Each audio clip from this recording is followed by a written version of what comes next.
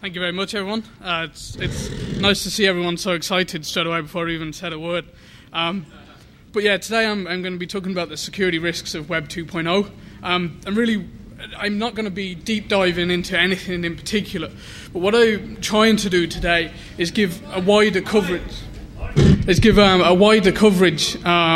Than maybe some other presentations on this topic. So I'm not going to talk about just one or two different vulnerabilities. I'm actually going to try and squeeze 10 of them in. So I don't know if that makes me mad or not for trying to do that, but that's what we're going to cover today.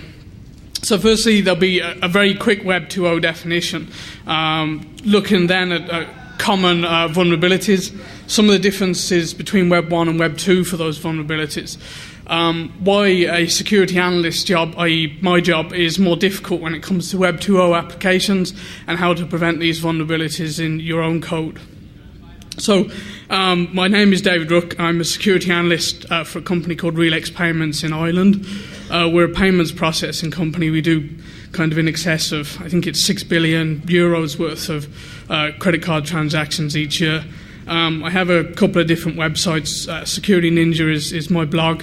I do a lot of work with OS, contributing, helping setting up conferences, speaking at conferences and so on for them. I'm the security advisor for the Irish Internet Association. We have a web development working group where we try and help small development companies in Ireland understand how to deliver development projects, and I help them understand security issues. I've also found a few security issues in Facebook, and we'll look at one of those later on as well. So kind of, like I said, I just wanted to say up front what this presentation is and what it isn't. So it's not going to be a technical discussion about Web 2.0 technologies and architectures. It will be a discussion about vulnerabilities in Web 2 applications. There's no 0 days, no new attacks or so on here, but it's also not just a discussion about cross-site scripting and SQL injection. We're going to look at, like I said before, 10 different vulnerabilities today and how you can prevent them in your own code. So kind of on the screen there is Tim O'Reilly's quite famous quote, I think by now, about what Web 2.0 is. But instead of trying to run through that, I've just got this image here, which probably allows you to understand the types of websites we're talking about. So Facebook, Wikipedia, YouTube, those types of websites are the kind of sites we're talking about today. So some of the key points about Web 2.0 is that we've kind of switched away from people visiting websites to read site-provided content to the sites essentially just becoming a framework that users come along and fill in. So things like social networking sites and YouTube. There's a desire to have a desktop look and feel to those web applications. There's also a feeling that kind of everything can go online now. So with things like Google Documents, you can do all your word processing, spreadsheets, etc. online. There's also things like iOS, which is a full operating system that you can use within your browser. There's the feeling to have kind of a syndication of content as well. So a user doesn't want to come back to your page 10 times a day to see if you've made any updates. We use things like RSS and Atom, and I guess even websites like Twitter nowadays to allow people to see updates to your site quickly. And another key point, which I think will become a bigger problem in the next probably year or so, is the offline storage of data and state. So probably Google Gears would be the leader in this at the moment, where it will essentially create, update and delete databases on your local file system. So there's kind of no concept of on or offline working with that. And if HTML5 ever gets approved, then that will also be bringing that kind of functionality along as well, creating these databases, allowing the sites to create databases on your file system is not particularly something I feel comfortable with, but if you want to know more about the issues around that, come and grab me afterwards. I've got a presentation I did last year that I can show you on that. Kind of for time reasons, I'm not going to step through everything on here, apart from kind of just to point out the last 2 points at the bottom. Web 1.0 we had poor security, and in Web 2.0 we're kind of repeating the same issues. Really, some of the key points off there, from a user point of view, their web experience has changed from coming along and reading content to coming along and providing content. There are different technologies there, different security issues. So the vulnerabilities we're going to look at today, probably by name, a lot of these will be familiar to people. The cross-site scripting, cross-site request forgery, SQL injection, authentication, and authorization flaws. And I guess if I was sitting in the crowd now, I'd probably be thinking that well, they are the same as Web 1.0. Well, in name at least, they're the same. But we're going to look at how they're exploited differently in Web 2.0 today. And we're going to look at 3 vulnerabilities which I think are kind of Web 2.0 specific. So cross-site scripting worms, feed injections. Sorry, just on the cross-site scripting worms, I'm not going to step through SAMI like probably everyone else has the last 4 years. I've got a different cross-site scripting worm for us to look at today. And then some of the problems that can occur with mashup and widgets websites. So first up is cross-site scripting. I think by now everyone knows that it's not a new vulnerability, but it certainly has the potential to be worse in Web 2.0. And these flaws occur whenever an application takes externally supplied input and uses that as an output into the browser. And there are kind of 3 main types of cross-site scripting. So I've reflected cross-site scripting attack. And what I've done on these 3 points is I've got just a line about the vulnerability and an example of a bit of attack code there. So reflected cross-site scripting attack occurs whenever the user-supplied data is reflected back to the user in the browser immediately. So it's all on the client side. It's dynamically created on the client side. So if you're only relying on server-side protections, then it won't help you here. The second type is a stored cross-site scripting attack, which I guess kind of by name it implies what it is. So you store your malicious code on the server side, so in a database, and then when someone comes and views maybe your blog, every time someone comes and views that, it'll execute the code. And we'll look at the cross-site scripting worms later, which are essentially stored cross-site scripting attacks. And then finally we have DOM-based cross-site scripting attack. And again, this is occurring on the client side. And the example we've got there is if we've got a URL for examplesite.com and we've got a name equals value. Now, if the name has, I know, David in there, then the bit of code underneath that URL there is going to pull that out and write it into the page. So the website might say, hello, David. But if we don't validate that name value before we pull it into the page and inject it into the page's DOM, then we can open up to DOM-based cross-site scripting attacks. So how can this get worse in Web 2.0? Well, we just mentioned DOM-based cross-site scripting attacks, and the DOM manipulation to give kind of a dynamic interactive feel to Web 2 applications is kind of becoming more and more vital all the time. So if we think when we make these updates to the DOM, if we're pulling in data from external sources and injecting it straight into the DOM, then we could be opening ourselves up to security issues there, and we're going to look at an example in a second of that. We have user-controlled data in more places. You know, the web experience for a user anymore isn't just coming along and putting data into a search field or form fields. The website as a whole, things like Facebook, for example, is pretty much built from user-supplied data. So from a security point of view, validating all of that data and making sure you don't get caught out with security issues is more difficult. We also have now self-propagating cross-site scripting attack code. So the cross-site scripting worms that I was talking about, we've got a section later on that, but really they're stored cross-site scripting attacks, and we'll look at, again, an example later on. And really kind of tying back to that first point now, where we bring in data from data streams like JSON or XML, I think you have to assume that they could be malicious, but I would say a lot of people probably don't. So if you pull in that data and inject it straight into the DOM, then your users can be exploited. So I'm going to just to make some of those points a little bit clearer, because we have a very dynamic DOM in a lot of these applications, we'll use things like document.write or an eval statement to pull in data and inject it into the DOM. But the data you pull in to your eval or your document.write, if you don't validate that before you use it, then you could be injecting attack code into the user's DOM. So in the example we've got here, kind of the top half of the screen, we're making an XML HTTP request, so we're just making a request for data. And near the bottom is just the bit of code that's actually getting that data for us. So it's going through a proxy, so we're going to an off-domain location to grab that information. And essentially, that's bits of code missing out of there for me to try and fit on the screen, but essentially you can see near the bottom we have an eval statement, and that's where we're passing that externally grabbed data into, so that'll execute that for us. So if you don't validate that before you use it, like we aren't here, then you open yourselves up to an attack. So the next vulnerability is cross-site request forgery, and I didn't get a chance to come into the talk previously, but I guess anyone who was in the cross-site request forgery attack already knows how bad this is and how bad it can get. So really, what I'm talking about here is, again, it's not new, but it has the potential to be worse. And really, what you're doing with the cross-site request forgery attackers is, instead of executing malicious code on the client side, like we have in cross-site scripting, you're making a request, forcing a request to be made on behalf of that user without them knowing about it. So kind of just to reiterate that, it's important to remember that cross-site scripting is not cross-site request forgery. They are two separate attacks. So we've got a real simple example here, just in case anyone didn't make the last talk or not quite sure what cross-site request forgery is. We have a website here called ninjarental.com. So you come along, you put your username and password in, you hit submit. The request is sent to the server. The server authenticates you and sends a session ID back.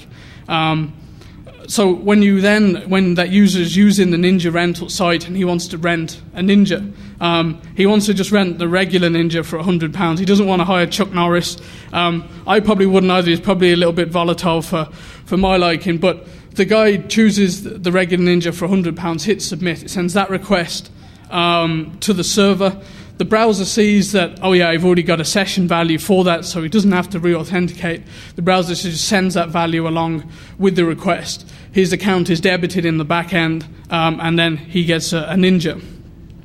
What if, whilst he's still authenticated to that site, I get him to come along to my dodgysite.com, and whilst we might be laughing at Agent Smith there to start off with, I think ultimately he's going to have the last laugh here, because whilst you might think we can't make this request from this other site, we can use some tags like an image source tag or an iframe source or a script source tag to bypass a protection mechanism called the same origin policy, which should have prevented this attack happening. But by design, those three tags allow that attack to happen. So when the user comes on this site, the funny pictures of Agent Smith load up, but in the background, the browser sees that it's got to make this request to ninjarental.com as well. And you can see basically what it's doing is it's making a request to hire that Chuck Norris Ninja. So he's now going to have £1,000 debited from his account without him ever actually sending that request. And again, the browser, being helpful, just sees that request being made in the background, sees you've got a session value for it, and sends that along, and the request is made. So some people look at those examples and say, well, that's probably a bit too simple to work in the real world.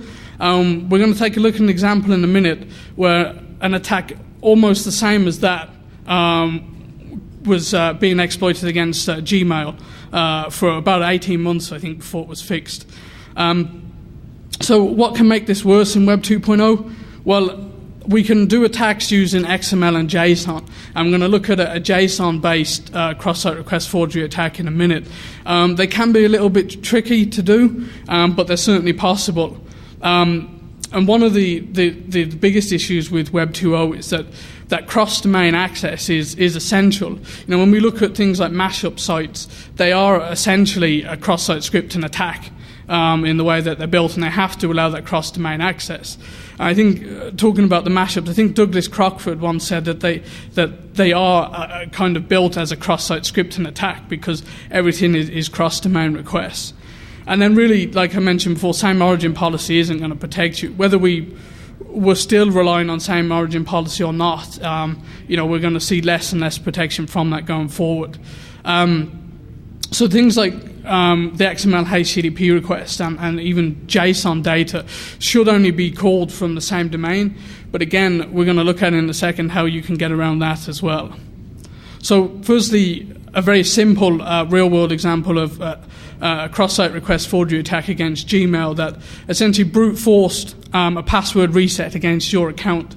So again, it was using the image source and the iframe source tag. So again, we're starting to see similarities to the example earlier. So So what the researcher found was that he could make these requests directly to reset the password with Google. So it has to provide an old password, so your current password, and then the password he wants to reset your account to.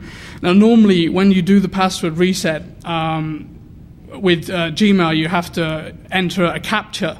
But by making this request directly, he could bypass the CAPTCHA system. So he could brute force those values and try and reset your password for you. As I said, I think it took around 18 months, I think, from this guy first reporting it to when it actually got fixed. And then the next kind of JSON-based attack I'm going to look at is also against Google. I'm not trying to beat up on Google here. Just like later on, I'm not going to try and beat up on Facebook. But they've got the best examples of these attacks so far, in my opinion. So normally, as I said, the XML HTTP request should only be able to pull in data from the same domain location. And the same for JSON. We shouldn't be able to request data from an off-domain location. But that's not very Web 2.0 friendly. We mentioned before that we have to allow that cross-domain access. So we have a thing called JSON callbacks. And what a JSON callback allows you to do is to wrap the JSON data within a JavaScript function. So you can make that cross-domain request or grab that data, the JSON data, from a separate domain. So what a researcher found out was that he could use this to his advantage and steal your Google contacts. Now, fortunately, he only used it as a proof of concept, so he didn't really steal your contacts, but obviously other people could do. So really, at the top of the screen now, we have the JavaScript function called Google, and we're waiting for the JSON data to be wrapped in there, essentially. When he receives it, he's just going to do a document.write, write out your contact information to the page there. So at the bottom, we can see that there's also a URL to Google Docs. So normally what this URL would allow you to do is, when you're using Google Documents, you should be able to view your contacts whilst you're doing it. But the researcher found out if he put the callback parameter on the end of the URL, wrap that within a JavaScript function, whenever you come to his page, that code would execute, grab your contacts, and then, well, in this case, he just write it to the page, but he could have sent that anywhere he wanted. So SQL injection, again, not a new vulnerability. It's been around for a long time. And what we're seeing now is probably a different way of exploiting SQL injection, or a different motive for the attack in particular. So again, it's not new, but it's potentially worse. And really, what a SQL injection attack is, it allows an attacker to inject his own bit of SQL into your back-end SQL query. So we have a really simple example here where we're going to take in a username from the user, and we'll do a select star from users where the name equals the username that the guy's provided. So if he provides, a 1 or 1 equals 1, the example that probably everyone's familiar with, then that query will become, give me all the usernames where it's 1 or 1 equals 1. So give me all the names where it's equal to true. And again, this is a real simple example, but we're going to look at a real-world exploit in a minute, which wasn't too much more complicated than this. So again, that was a simple example, but SQL injection's been used to steal large amounts of data, generally cause chaos on the internet through different means. So card systems, they lost 40 million credit card numbers through a SQL injection attack. We've seen automated SQL injection attacks compromise tens of thousands of machines by exploiting vulnerabilities on the desktop. We're going to look at one of these attacks it's only about a week and a half old in a minute as well. And when I try and give people a measurement of how many of these vulnerabilities we're seeing every year, I tend to use the amount of CVE numbers issued. And every different vendor will give you a different statistic on how many SQL injection attacks occur every year and so on. But for me, I find the CVE numbers quite useful. What's also useful is there is a great interface. So if you just do a Google search for CVE statistics, there's a great way to search for these yourself. But really the point is that of the CVE numbers issued in 2008 and 2009, 20% of all of those vulnerabilities were SQL injection attacks. And kind of following on from that a bit, in 2008 and 2009 so far, cross-site scripting and SQL injection have accounted for roughly 33% of those vulnerabilities. Back in 2006, they accounted for less than 1% of all of the CV numbers issued. So you can see that there's a definite switch in focus from the attackers. And from my point of view, SQL injection is the inspiration for my favourite XKCD comic.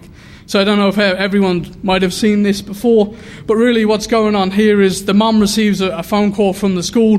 They're having some computer trouble. So the mum says, "Oh dear, did my son break something?" They say, "Well, in a way." And they say, "Did you really name your son Robert, drop table student?" So she said, "Yeah, that's little Bobby Tables." And if you go to Facebook, the Bobby Tables account is also mine as well. I don't know whether that says a lot about me or not, but really, the mom says, "Well, that's your fault. Make sure you sanitize your database inputs." And whilst it's only a simple comic, it actually makes a very good point. Before you use any externally supplied data or any data in your SQL queries, make sure you validate it first. So in terms of Web 2.0, SQL injection, I think for the time being, will still continue to be used for data theft, bypassing authentication systems, drop-in tables and so on, like Bobby Tables' mom has just done. But what we're also seeing is if you think of things like Flash and kind of JavaScript as technologies that users have to have enabled nowadays to go and use these kind of Web 2.0 sites, well, the attackers know that just as much as we know that. So what they're starting to do is exploit the fact that people will need Flash or will have Flash and JavaScript enabled when they come to these sites. I mean, it's okay as security guys telling people you should use NoScript, but most of the sites the average user uses nowadays will be completely broken if they go there with NoScript turned on. So we're seeing SQL injection vulnerabilities not being used to steal data, not directly, but to inject malicious Flash files into sites that then, when a user comes to the site, views the Flash video, it exploits a flaw in the Adobe Flash player. We're also seeing people injecting malware serving JavaScript as well, and we'll look at an example in a minute from about a week and a half ago of an automated attack trying to inject this malware serving JavaScript. And it doesn't kind of matter how you're transmitting your data around, as long as you take externally supplied data and put it into your SQL query in the back end. It doesn't really matter whether you're doing that through JSON, XML, SOAP, or whatever you want to use. So firstly, a simple example, a recent example of an authentication bypass SQL injection attack. So what this guy found was that in this server called Alumni Server, it would take in two values from the user, take an email address and a password value, and then use them directly in a SQL query without doing any validation. So what he did is he put his email address in there, single quote parenthesis, or 1 equals 1. So far he's saying pick an email address where it's equal to true. And then the /* in MySQL actually says essentially ignore the rest of that, so he doesn't have to provide a password value. So he's just put essentially any email address or 1 equals 1, ignore the rest of it, and he's bypassed the authentication system. So like I said, even though the kind of 1 equals 1 example, probably people get fed up of seeing that, sometimes it is that easy in the real world. So the very simple attack there. Now this one, I'm not going to try and step through all the white SQL stuff here at the moment. There's a lot of it there. But essentially this was from, I think it was about a week and a half, 2 weeks ago. And the bit in orange on the screen there is really the important thing to look at here. And what this attack was doing, it was automatically trying to find SQL injection vulnerabilities in websites, inject this script tag, so when anyone came along, viewed the site, it would basically make a request to execute this JavaScript file and then try and exploit the Office web components vulnerability, which I think even now might still be unpatched. And at the time of me writing this presentation, the file contained 2 URLs, and the code it tried to push down was only being picked up by 15 of the 41 virus scanners on VirusTotal, and that was on the 16th of July. So you can see that, attackers know that people have to have the ability to execute JavaScript when they come to pages, so they try and exploit that as well. So next up is cross-site scripting worms. We know that cross-site scripting itself isn't new to Web 2.0, and I guess there's an argument whether cross-site scripting worms is or isn't, because essentially when Sammy exploited MySpace, it wasn't a Web 2.0 site, but he used Web 2.0 technologies like XML HTTP requests for the exploit. Now, like I said, I'm not going to step through the Sammy code today, but I would say I'm definitely going to have a read of it, because he did some quite clever things when he exploited MySpace there. I do feel a little bit obliged to mention Sammy, because I think that it was probably the first big example of cross-site scripting attacks, let alone cross-site scripting worms, in my opinion. So he did this 4 years ago, and he managed to exploit over 1 million profiles, or infect 1 million profiles in about 24 hours. And even in 2009, Sammy is still a hero, firstly because he's not really been eclipsed in terms of the amount of infections he's got.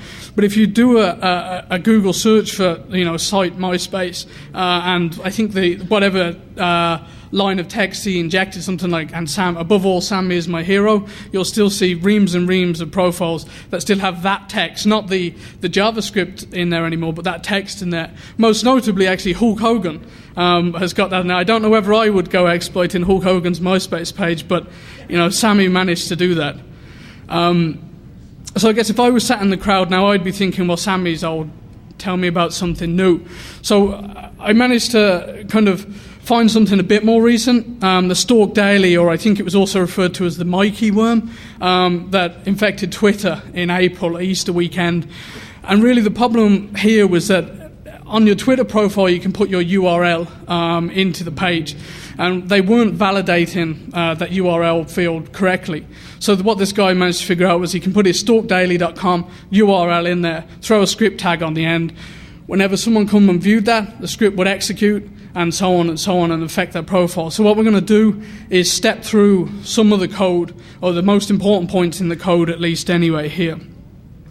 So firstly, what he did was to grab your authentication token. So at the top there, we've got a regular expression where he's just going to grab your authentication token, because he needs that to make 2 requests on your behalf, which he's going to do in a minute. In the middle there as well, he had an array of tweets. So he wasn't going to use the same tweet for everyone. I don't know if that was to try and, evade people picking up on us as an exploit or something like that. But basically what he would do is he would pull one of the tweets out of that array and then use that to update your page with one of the posts in a second. And then at the bottom there, he's got his stalkdaily.com URL with that script source on the end, which, again, he's going to use to inject into your profile in a minute. So like I said, he makes 2 requests. Firstly, he updates your status with one of those tweets out of his array. So he passes along your authentication token that he grabbed. He takes one of those tweets, updates your profile. And then secondly there, he makes a second post to change your account settings to include his attack code. So again, he's passing the authentication token. He injects that code into your page. Anyone comes along, this will all execute on their page, and so on and so on. I think he got something like 17,000 infections with this Stalk Daily worm. They fixed it, and he did another worm the day after. I think that was the Mikey worm. I think he exploited a different flaw, pretty much the same thing in Twitter 2 days in a row. So just 2 more extra points there as well. He needed to have your screen name to make a post on your behalf. So again, he's got another regular expression there where he pulls your screen name out of the meta content field so he can make those updates on your behalf. And then lastly at the bottom there, he takes your username and cookie and sends it off to another domain of his. Why not? If you can take everything you can get. That's not my professional opinion, of course. So how will this get worse, or how can this get worse? Well, some of the worms that we've seen so far rely on kind of some quirks in browser behavior. So firstly, if you could get a worm that's fully supported by all browsers, I don't know how easy or hard that is, because a lot of websites aren't supported by all browsers. But if you can get your worm code to be fully supported across all browsers and build a worm that is kind of site or flaw independent. I mean, you've seen the Stalk Daily code there, and if anyone's seen Sammy's code, you'll know that they were written very specifically for a specific flaw in a specific site. If you could find a way of writing a kind of a universal or generic cross-site scripting worm then you could have whatever you want to call it, an intelligent hybrid superworm. Now, PDP and Billy Hoffman have done some great research on this. I'd recommend, if you want to learn more about this specific issue, take a look at it. But really what they're proposing is if you can build this kind of generic worm code that can go to sites like XSS.com. I think there's an area on RSnake's forum as well that talks about new cross-site scripting attacks. But mainly XSS.com, if you go there, it not only tells you the site that was exploited, but I think exactly where the flaw is and so on. If you could go to that site, pick the top 50 off and go and automatically exploit all of those with a worm similar to SAMI or Stalk Daily, then you could be talking millions of people infected, depending on who you're exploiting. And then lastly, one of the things that I don't think we've seen on a wide scale yet is using cross-site scripting worm infections for distributed denial of service attacks. If you think SAMI essentially had 1 million plus browsers under his control at one point or another. Now what if he would have used every one of those to make 100 or 1,000 requests to your website? You're talking the kind of traffic that not many websites would be able to handle, hundreds of millions of requests. So we've not really seen that yet, but it's something that is possible. If you've got a big enough amount of people infected, then people might use it in the same way as they would use a traditional kind of botnet. So the next thing I want to quickly look at is feed injection. So, like I said at the start, with Web 2.0, we don't want people to have to come back to our site every half an hour to see if we've made an update to our blog.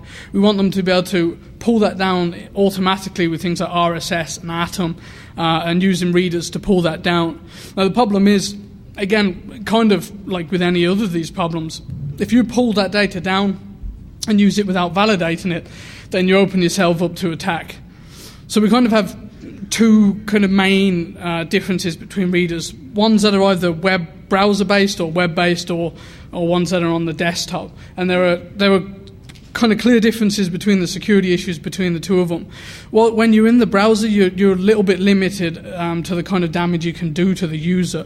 Things like cross-site scripting, cross-site request forgery, they're possible through remote zone risks, as I call them. So the remote zone readers, whilst you're in the web browser, you can, cross-site script the user and so on here. But you're kind of limited to that context, and we'll look at a local zone reader in a second of a real-world vulnerability there. But in the remote zone, if you just pulled in this RSS story and put it into the reader without doing any validation, then that code could execute. And in this example here, it's just stealing their cookie and sending it to my cookiemonster.cgi. Again, it just comes back to input validation, essentially. Validate that before you use it. And that's one of the things we'll look at later on is fixing security vulnerabilities doesn't have to be particularly complex, in my opinion.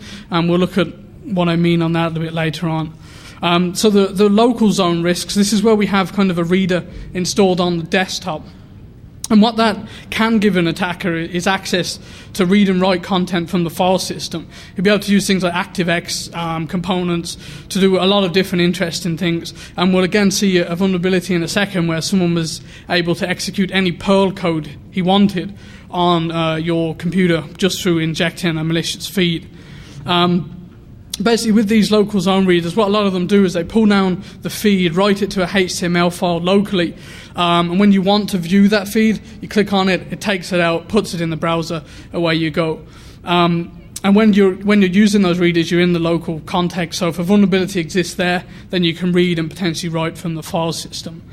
So an example here is if I injected that into a feed and you came along in your local reader and tried to view it, then what it's essentially doing is it's grabbing a file called secrets.txt, using one of those ActiveX components to allow me to take that data out to my filemonster.cgi. Now, obviously, when a user clicks on this, you'll get an ActiveX pop-up saying, do you want to allow this? 9 times out of 10, the user just thinks it's asking, do you want me to go to that website for you to get your news? They'll click yes, and you can steal secrets.txt. So a real-world vulnerability here in a local zone reader called YASA. Basically, part of this application was a thing called GUI.pm. Now, when this presentation goes up online, I've got all the code for GUI.pm in the notes if you want to step through it and see the vulnerability for yourselves. But basically what that did was it took in the URL, and when you wanted to view it, it put it into an exec statement and launched the browser without doing any validation on the URL. So what the researcher figured out was that, fine, well, I'll exploit that then. So he was passing in the link, putting his semicolon at the end, and doing a Perl -e and, well, whatever he wanted at the end there, really. So again, there's nothing really complicated about that attack. But again, it just shows, lack of validation, for example, allows him to do essentially whatever he wanted to with that Perl on the system. So how can these attacks get worse? Well, I think if you could find a vulnerability in a widely used site and a widely used reader, so I know something like the BBC news site and a popular reader, I'm not really up on what's popular in RSS readers, but Google Reader, for example. If you could find an exploit in both of those, so you could inject malicious code into the BBC site, which then exploits the flaw in all the Google Reader users, then obviously you could have wide-scale exploitation of users. And whilst you're down on the client side in particular, you can do a lot of things like data theft, port scanning, and so on. If you can find the vulnerability, as you saw with the YASA vulnerability there, you're only, in that case, limited by your Perl skills, really. So mashup and widgets, and kind of where I say widgets here, that means anything that could be regarded as a widget, Facebook applications, things you put on NetVibe sites, page flakes, all of those types of things. I couldn't find a common term for it, so I just called it a widget for now. So really kind of mashup sites and widget sites, I guess, are kind of a good example of Web 2.0 sites. So a mashup site will pull in data from different sources to give you one single output, and a widget site is essentially a blank canvas site for a user. They can come along, use something like iGoogle, and build the web page that they want to see first thing every morning. So we'll look at two examples in a second, but I found this site for a mashup that I thought was actually quite interesting. What this site does is it takes in news feeds, I don't know where they get them from, but Reuters in this case, and it's looking there and it's saying that story is coming from London, so I'll take you to London on Google Maps. Simple example, but we see a lot of similar types of sites that out there where they take something and show it you on a Google map. The problem is, and like I said, Douglas Crockford said that a mashup is essentially a self-inflicted cross-site scripting attack, but we're pulling multiple inputs and giving it to you in one output as a user. Now, we're pulling that data from multiple sources, and again, if you don't validate that and just push it straight out there into one place for the user, then you can exploit the user. If you think of maybe a similar example to the one we just looked at, maybe a photo website where you take your photos and you put a location tag in there saying where you took the picture. Now, if someone comes along and he wants to map your photos to Google Maps, then you might have to provide your photo site logon details to him. Now, normally if you go to your photo site, it's probably SSL'd and so on, and you're comfortable with the fact that your credentials are probably protected in transit. But how do you know that the mashup site, that essentially that man in the middle, how is he handling that data for you? Is he taking a copy of it from himself? Is he just sending over HTTP instead of SSL? And I guess whilst I'm speaking at DEFCON, probably everyone's thinking, well, SSL is not that great either. But the point is, if he's not protecting it in transit, then you can lose that data.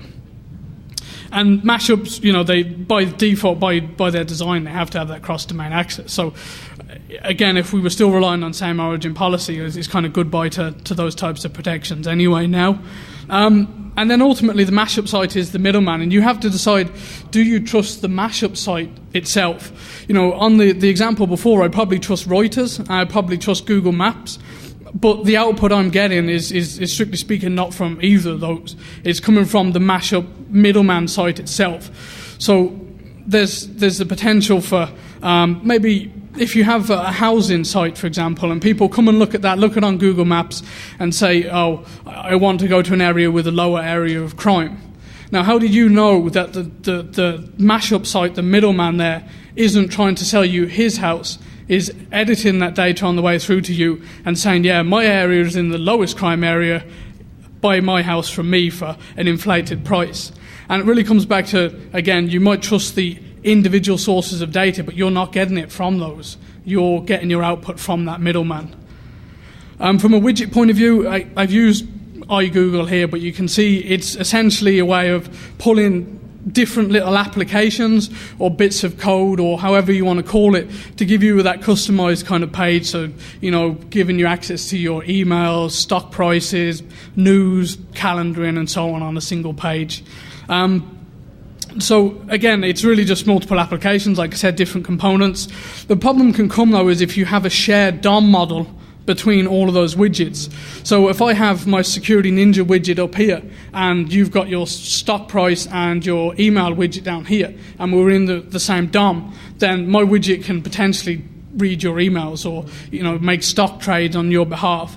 Because whilst they're all within that same DOM, I can also access any of the document dot whatever elements from my Security Ninja widget. So for your cookie or even doing things like key login, stealing data, as I said, from your Gmail widget.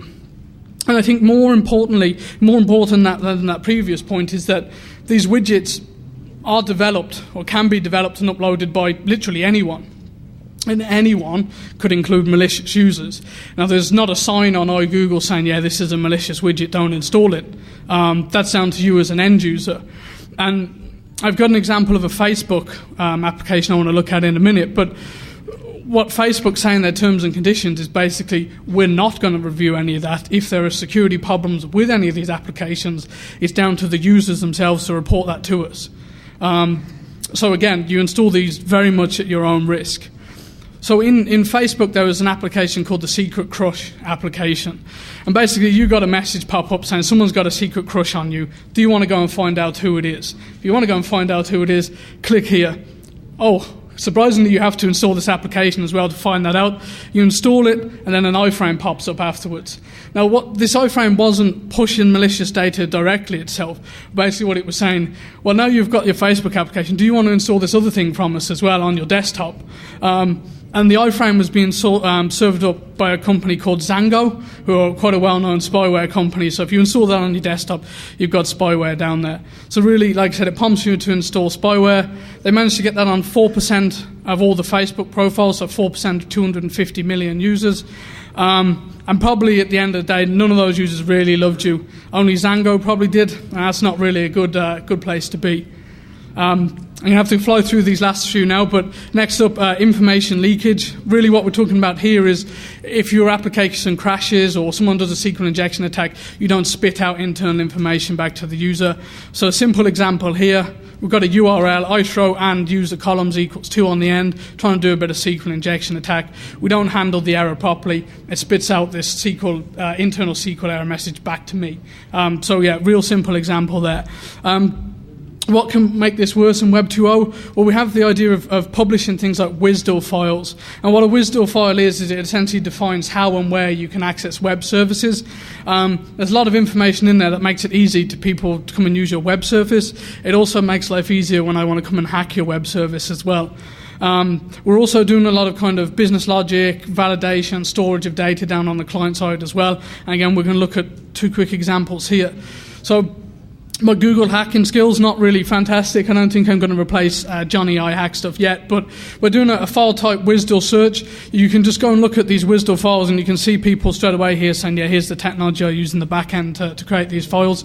Again, not going to bring the house down by themselves, but if I'm trying to fingerprint your infrastructure and find out what you're doing, it's a little bit of a help there. And this one here also made me laugh a bit as well. Now I don't have to try and figure out how you're validating my data because you're telling me up front. So you're telling me I'm going to take your email address, this is the amount of character space you've got to play with, and here's the pattern I'm going to match that against as well. So I don't have to bang my head away on the keyboard. I can just go and grab your WSDL file and find that out for myself. Another quick one here, if we're doing validation of data on the client side, always back it up server side, and never assume if you're storing sensitive data on the client side that it's going to be safe. So the Macworld conference found that out the hard way in 2007. Basically, in the client side JavaScript, they had an array of hashes. And what was happening here is when you went to buy a pass for the conference, there was a special codes field. When you put anything in that special codes field, it checked it against these values. So the researcher looked at it and thought, well, okay, let me see if I can brute force one of those values. And he brute forced one of them in like 10 seconds and got a $2,000 platinum pass to the conference. When there's money involved, that kind of money, don't do silly things like that. I think they got caught out the following year again by the same research with something very similar as well. So yeah, it's not a good idea. Authentication and authorization flaws, really making sure that whoever's using our application is who they say they are and not accessing things they shouldn't do. So with authentication and authorization, we're looking at things like, making sure that passwords have maximum age, reasonable lengths. If we use things like capture systems, make sure it's not just there to look pretty, that it's actually a useful capture system. I was using a website back home before I came out the other day, and they had 4 numbers in the capture, and they had 2 little red lines, one above the numbers and one underneath the number. It's not really obscuring the capture at all. So if you're going to use it, make sure you use a decent one. It's not easy to get right. Microsoft, Google, Yahoo, they all push capture systems out there that have been broken. So if you're going to put that out there, make sure it actually does something for you. From a session management point of view, make sure your IDs have sufficient entropy, so every character is random enough. Don't have predictable session IDs, don't reuse session IDs, and so on. A flaw I found in Facebook earlier this year, which allowed me to bypass the prevention, the security mechanism, they had on accessing people's picture albums. So what they found out is they had a very predictable URL to access photo albums. So the URL just had 3 parameters. It had an album ID, a user ID, and an L equals value. And the L equals value is the only unique value in some instances. So everyone's profile pictures album always had an album ID of -3. So I don't have to guess that. The user ID value, I don't have to be your friend or anything to get that, and just do a search for you in Facebook, hover my mouse over the add friend link, and I can just see your user ID. So I'll pop that in there. So again, I don't have to try and brute force that. So I just needed to brute force the L equals value. They used 5 characters, A to F, 0 to 9. It didn't take the Burp Suite very long to brute force those for me. If you go to my blog, you'll see that they did fix it, but they fixed it very badly. So the example I'm going to show you in the Burp Suite now would still apply. It would just take a little bit longer. So really what I did is I loaded the URL up into Burp Suite. I'm sorry that the pictures are a little bit fuzzy, but like I said, if you go to my blog, there's a full write-up on the Facebook issue there. The 2 red values is basically I'm saying brute force those 2. It went away, brute forced them, found a genuine URL for me. I threw that into the browser and I could access Bobby Table's photos. I'm not logged in, I'm not his friend, anything like that.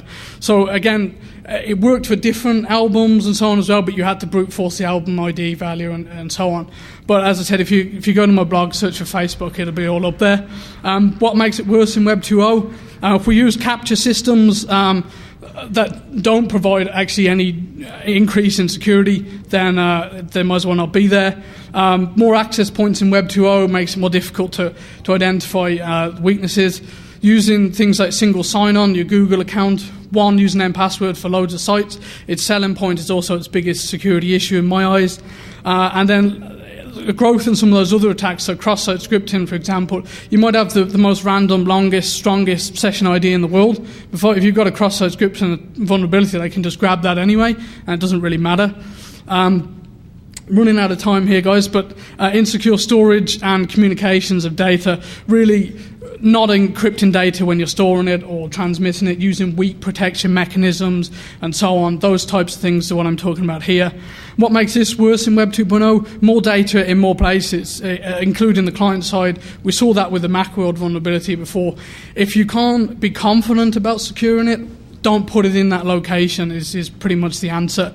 And when you mix secure and insecure content on a single page, the insecure content can undermine the secure content security. There's a talk by Sam Bowen and I think Robert Hansen as well at 3 o'clock today. I think that's what they're talking about, so go along and look at that. Kind of what makes my job harder, Web 2.0, more code, and the applications are largely more complex. It has to be generally more than one language as well now. So people are using the best language for the job, so JavaScript down on the client side, PHP or whatever on the server side. just little differences between languages, even right down to if you look at your regular expressions you use for input and output validation. Different languages have slightly different formats or syntaxes for their regular expressions. So it's more of just getting all those little bits right between different languages. The dynamic nature of the pages themselves in Web 2.0, a single page could have many different representations of that page because we create them dynamically with things like, manipulation of the DOM. It's difficult to make sure that you've tested every type of page A, for example, and then the increased amount of input points makes it more difficult to make sure you're validating every input that comes in. How can you prevent these vulnerabilities? One of the approaches that I take, and if you want more in-depth information on these principles, if you go to my blog, I spoke about them at Security B-Sides on Thursday, so there's a whole PowerPoint up there for that. But really the idea that I try and push is not to try and prevent specific vulnerabilities, but just develop securely, and prevention of loads of vulnerabilities will come out of that. So what I mean by that is the secure development principles: input and output validation, make sure you've got error handling, strong authentication and authorization, session management, secure communications, secure storage, and secure resource access. As I said, if you go and grab that other presentation, there's a lot more information on these. And then just visually here to finish off, secure development doesn't happen by accident. You need to plan it right at the start, have it in your requirements and design documents, do things like threat modeling, educate your developers. Don't just assume that you're going to be able to develop securely. Educate them so they can build security into the code, make it part of the application's DNA. Think of it as you make it part of its DNA instead of trying to put a coat around it at the end, because it will fail if you try and do that. Get someone independent from yourself to review the code, and then finally try and hack it yourselves before it goes live. So thank you very much.